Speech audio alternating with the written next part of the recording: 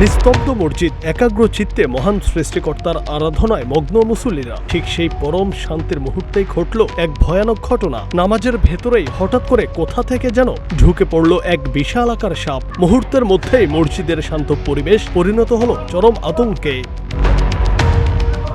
ঘটনাটি ঘটে নিয়মিত জামাতে নামাজ আদায়ের সময়। অন্য সব দিনের মতোই মসজিদে একাগ্রতার সাথে নামাজ পড়ছিলেন মুসল্লিরা। নামাজের এক পর্যায়ে যখন সবাই একসঙ্গে সেজদায় অবনত হন, ঠিক তখনই ঘটে বিপত্তি। সেজদারত অবস্থায় হঠাৎ একজন মুসল্লির চোখ পড়ে একেবারে সামনে থাকা এক বিশাল সাপের ওপর। চোখের সামনে এমন বিশালাকার সাপ দেখে আর স্থির থাকতে পারেননি তিনি। আতঙ্কে লাফ দিয়ে ওঠেন নিজের জায়গা থেকে।